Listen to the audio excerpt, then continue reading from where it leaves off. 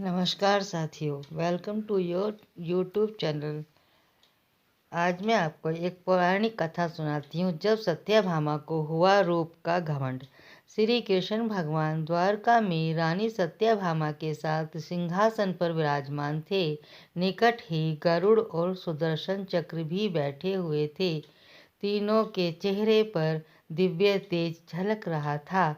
बातों ही बातों में रानी सत्यभामा ने श्री कृष्ण जी से पूछा कि हे प्रभु, आपने त्रेता युग में राम के रूप में अवतार लिया था और सीता आपकी पत्नी थी। क्या वे मुझसे भी ज़्यादा सुंदर थी? द्वारिकाधीश समझ गए कि सत्यभामा को अपने रूप का अभिमान हो गया है। तभी गरुड़ ने कहा कि भगवान, क्या दुनिया में मुझसे भी ज़्यादा तेज गति से कोई उड़ सकता है? इधर चक्र से भी नहीं रहा गया। उन्होंने कहा कि बड़े बड़े योद्धाओं को मैंने आपकी विजय श्री दिलवाई है। क्या संसार में मुझसे भी शक्तिशाली कोई है? भगवान मन ही मन मुस्कुरा रहे थे। वे जान रहे थे कि इनके तीनों भक्तों को अहंकार हो गया और उनका अहंकार नष्ट करने का समय आ गया है। उन्होंने गरुड़ से कहा कि हे गरुड़, तुम हनुमान जी के पास जाओ और कहना कि भगवान राम माता सीता के साथ उनकी प्रतीक्षा कर रहे हैं। गरुड़ भगवान की आज्ञा लेकर हनुमान को लाने चले गए। इधर श्री कृष्ण जी ने सत्यभामा से कहा कि हे देवी, आप सीता के रूप में तैयार हो जाए। और स्वयं द्वारिकाधीश ने राम का रूप धारण कर लिया और सुदर्शन चक्र को आज्ञा देते हुए कहा कि तुम महल के प्रवेश द्वार पर पहरा दो और ध्यान रहे कि मेरी आज्ञा के बिना महल में कोई प्रवेश न करे। भगवान की आज्ञा पाकर चक्र महल के प्रवेश द्वार पर तैनात हो गए। गरुड़ ने हनुमान के पास जाकर पूछकर कहा कि वानर श्रेष्ठ, भगवान राम माता सीता के साथ द्वारका में आपसे मिलने के लिए तैयार बैठे हुए हैं। मैं आपके अपनी पीठ पर बैठाकर शीघ्र ही वहाँ ले जाऊंगा। हनुमान जी ने विनय पूर्वक गरुड़ से कहा कि आप चलिए, मैं आता हूँ।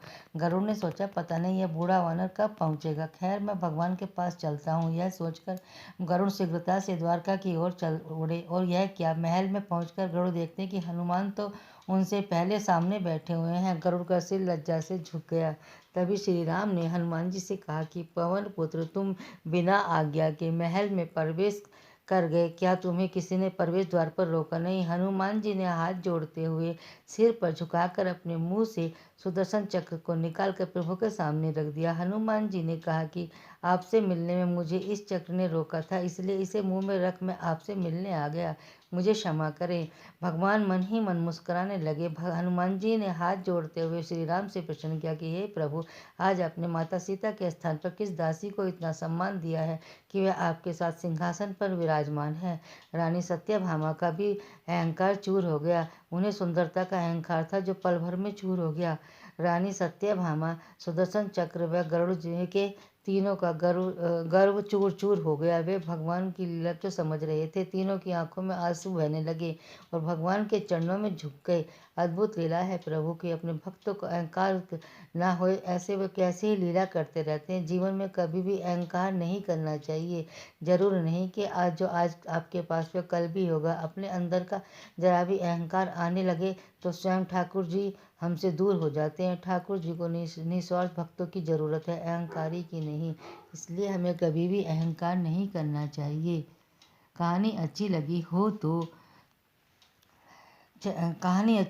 हो तो लाइक करें और सब्सक्राइब करें।